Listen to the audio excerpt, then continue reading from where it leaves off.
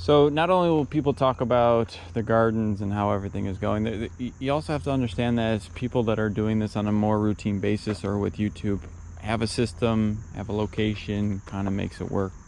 So when people suggest you have to do this, you also have to take into account that they have experience, that they know how to make it work. It's in a location that makes it work. So one thing I'd like to talk about today, because people talk about different soil mediums, and specifically in the case of this was all weeds and everything last year. We put down brand new soil because the soil here is terrible. It's not soil, it's not even dirt. I don't know what it is. It's garbage. It just will not support any sort of growth besides just weeds. So I'm going to go through the pros and cons of using straight up leaf compost. So leaf compost is, if you ever see it, it's literally black as can be. It doesn't show it as nicely as this because it's not wet, but when you first get it, it will be the darkest soil that you will ever see. And if you've ever pulled back the leaves from a forest ground, that's essentially what you're looking at. That spongy medium is pretty much leaves that have decomposed through the years. So I'm just going to go through the pros and cons from my experience of using it, of things to keep in mind when you're using this sort of soil medium, if you do try it yourself. So I think one of the main reasons why I did it, it's manageable growth. So when you're going and seeding your first garden, you never know what you can do soil tests, but you never know what you're going to get. And it usually takes a couple years for you to become familiar with it, to get the soil up to where it needs to be.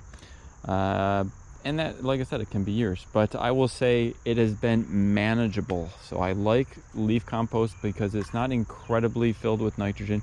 There's nothing here that you can really see that's just an overgrowth. I have growth. It goes slowly as usual, but I don't have an overgrowth where I just have a ton of leaves, a ton of greens. Every sort of plant has, I would say, the expected growth with the fruit production. So with leaf compost, you have enough nutrients in there. It's a great soil medium, but it's not overly rich where you don't have the control in there. So as you go through this on a monthly basis, I put my soil amendments back into the soil to then support that next kind of boost of energy to grow it in that sense. So it's very manageable, it's very easy to work with, and it's good to have that, because the last thing you want to do is to put all this time and effort into something like this and just get a lot of green and no sort of produce.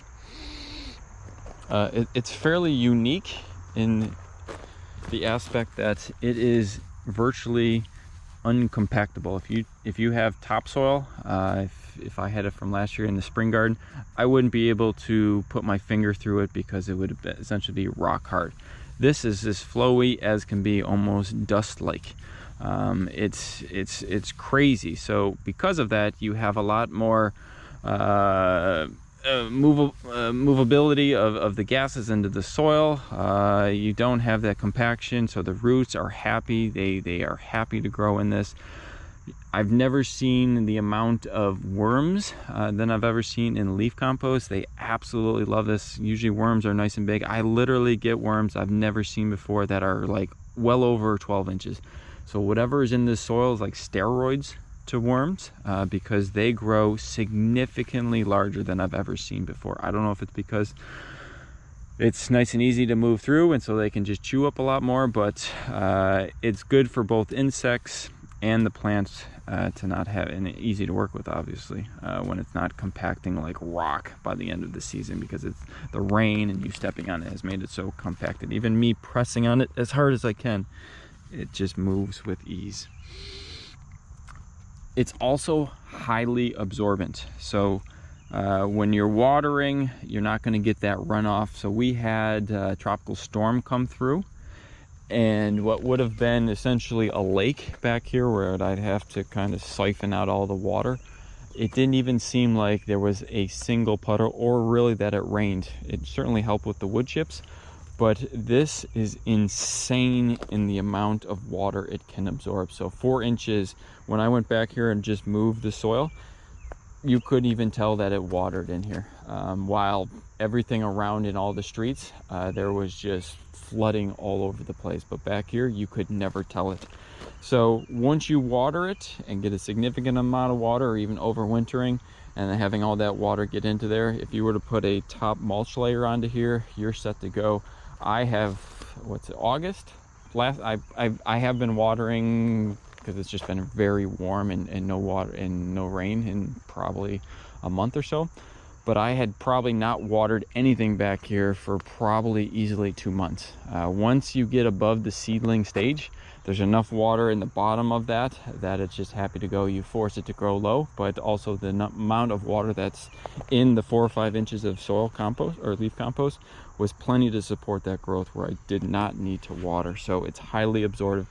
You don't need to water as much. I would think it's also just because of first time using this, but this is end of August. Typically disease has ravaged all the tomatoes, especially how densely packed they are, but you see very minimal disease that goes in new soil. I've pruned, I've not watered. Those things sort of help, but it is good to see that it is not also very supportive of spores going from the soil or the soil-borne diseases up into the plant. So you're going to get some, but I'm pleasantly surprised that it hasn't taken down everything. So, and you can make it yourself. So this is something that you can get huge piles of leaves and just let it sit there for a year or two, and literally it becomes black gold. So it's not something you need to dig anywhere. You can, if you have a big plot of land, like my compost pile back there, I've had all sorts of leaves in there, and essentially I just let it sit there, turn it every so often, and I have my compost, the specific compost that I want for my soil. So it's manageable, it's easy to work with, it does not compact, it really supports that root growth to really have established very extensive roots around and down into the earth. It's highly absorbent, where you do not need to water in months in my case. Low disease, and you can make it yourself. The two big things that I did not take into account, and I'm going to go over here to show what I mean. So this is just, we pulled stuff we're going to be planting in for the fall. So I'm just going to take, and we'll come back to this because it takes a little while to absorb it. Because once it gets dry, you see now you get some runoff. So if you're not up on the watering, it tends to get like that. So you can see right now it's just a lake.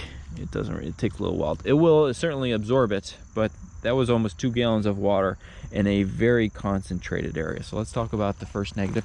The first negative is, although it does not compact, which is a nice attribute, it also does not support. So even though I have 4 to 5 inches of this, so the first 4 to 5 inches, and when you put your seedlings into there, the first 4 to 5 inches essentially has no compaction to support the growth. So if you look at the peppers, that is not straight. This is not straight. This is not straight. That's not straight. That one isn't straight. This one isn't straight. I had a significant issue with the straightness or the support of my plants. And it was a real pain. The Brussels sprouts were terrible. The kale was terrible. The broccoli was terrible. Even though I put my soil blocks far into the soil, it was not low enough, and every single one of them always tipped to the side. So yes, it's good in that it's nice and flowy, but it provides no support. And because of that, I need to balance. I'm not going to go straight up leaf compost. You can see how crappy this dirt is. So there it is right there. That's the natural dirt. I am going to till in. I don't like the till, but I'm going to till this year, and just so I can get a mixture of the leaf compost with the natural soil that does compact, that does provide that support. So I don't have 5 inches of just flowy stuff. I'm going to have 3 or 4 inches of mix, and then as I put more layers of the leaf compost on, I at least have something underneath the first initial layers to provide all that.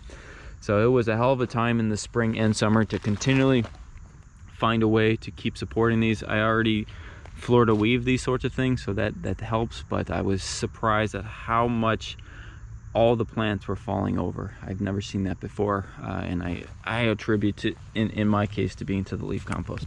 So the other issue associated with this, so I put about 2 gallons of water right here in dry compost. It looks nice and moist. I'm just going to slowly push my hand back, and you see 2 gallons of water. You can see how absorbent this medium is. That top layer this was just a lake of water that did not run off. And even me pushing back a little, it's dry as a whistle. So once you lose all the water into your layer, it is incredibly difficult to get it to be reabsorbed, where you get that water deep down, for that deep water into those roots for those very hot, humid August days. So I would have to put 50 gallons of water in probably a 3x3 square foot bed just to get the sort of absorbance that we need. You can see that hasn't been so much of an issue because we seem to be growing just fine. I think the beans were probably the most hit because those died pretty quickly, but it causes the roots to go even farther and farther into the earth to find water. But I've just been so amazed, because when I first worked with this in the beginning of the summer, it was easy. It was so absorbent. I never had an issue, but through the summer, we've lost it. So I will mix it with the topsoil.